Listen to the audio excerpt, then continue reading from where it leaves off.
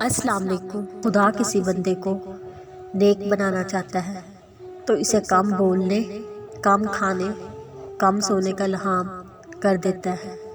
جب اللہ تعالیٰ آپ کے ساتھ ہے تو دنیا کی ناراضگی آپ کے لیے بے معنی ہے۔ کہ کسی بھی انسان کے بارے میں برا مت سوچو، ہو سکتا ہے اللہ کی نظر میں وہ ہم سے بھی اچھا ہو۔ اللہ تعالیٰ سے صبر اور نماز کے ذریعے مدد حاصل کرو۔ جو شخص آپ کی قدر نہیں کرتا اسے چپ چاپ دور ہو جانا چاہیے۔ امید صرف اللہ تعالیٰ سے لگاؤ، دنیا کی محتاجی سے نجات مل جائے گی۔ رسول اللہ صلی اللہ علیہ وسلم کا ارشاد ہے، مہمان کو گھر سے رخصت کرتے وقت دروازے تک نکلنا سنت ہے۔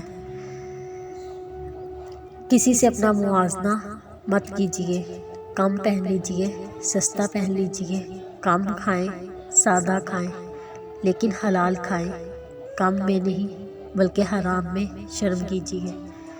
قدر کرنا سیکھ لو، نہ ہی زندگی بار بار آتی ہے اور نہ ہی لوگ۔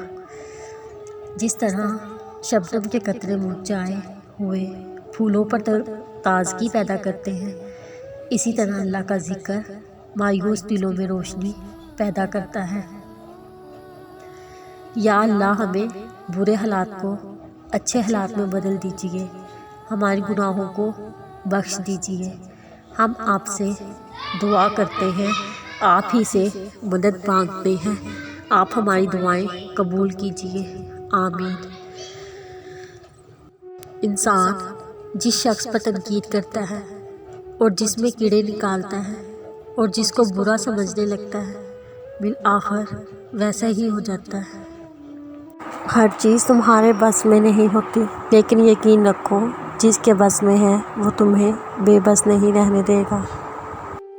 ورنہ آزمائش تو بس تب تک رہتی ہے جب تک تم اپنی سب سے پیاری چیز اللہ کے حوالے نہیں کر دیتے۔ باقی کے سارے امتحانات تو تم خود لیتے ہو، ان حقیقتوں کو بدلنے کے لیے جنہیں اللہ کے علاوہ کوئی نہیں بدل سکتا۔